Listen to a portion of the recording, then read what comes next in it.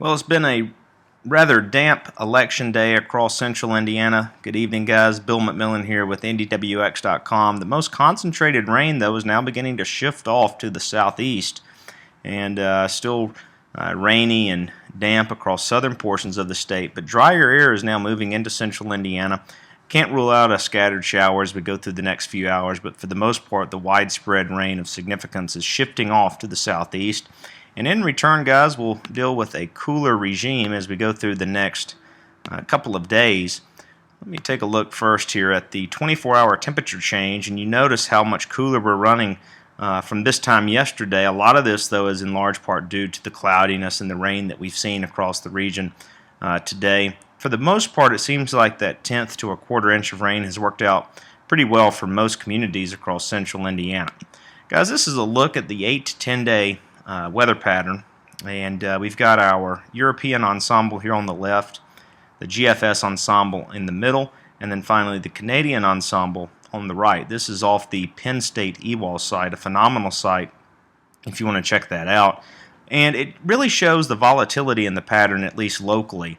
And this is something that we've been hitting on for the past couple of days, more than that actually, in our video updates and on the site IndyWX.com. Anytime you go from a pattern, a wholesale pattern change from one that's been predominantly warm to one that at least we still believe is going to turn colder from that Thanksgiving to Christmas period, you're going to see wild model swings from run to run, and there's certainly no denying the alarming look off of the European seasonal update earlier today.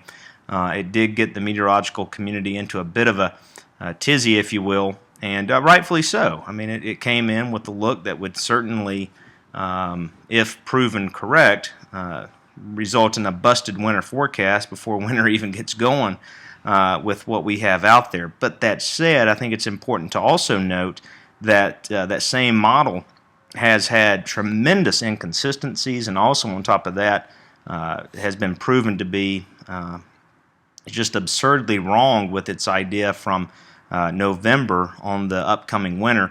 Case in point, 13-14, just a classic snowy cold winter locally.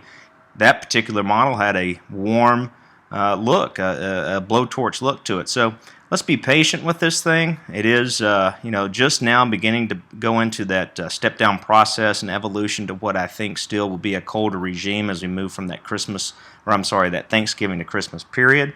And we'll see where we go with it. But just wanted to kind of touch on that briefly.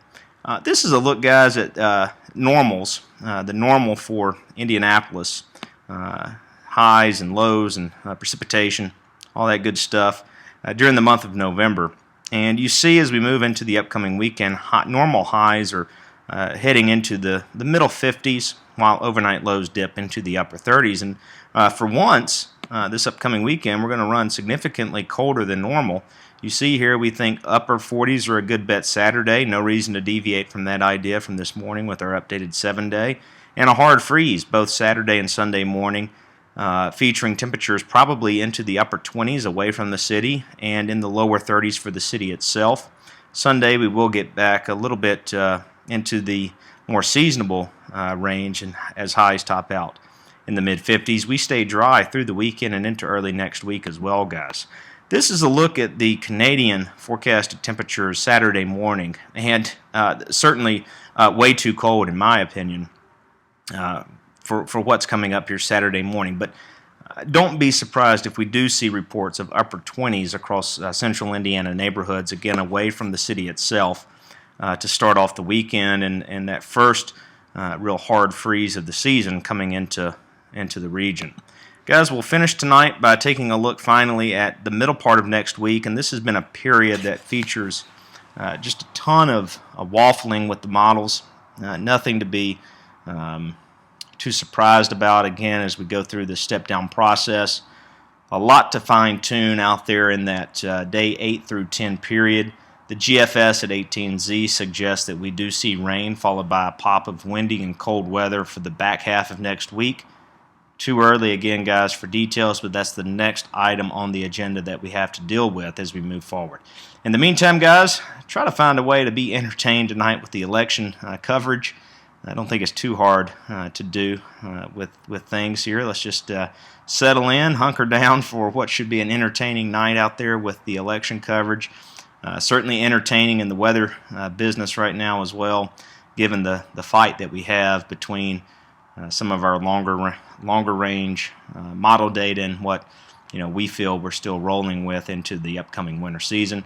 We'll be here on ndwx.com to keep you updated. Have a great night. We'll talk with you soon.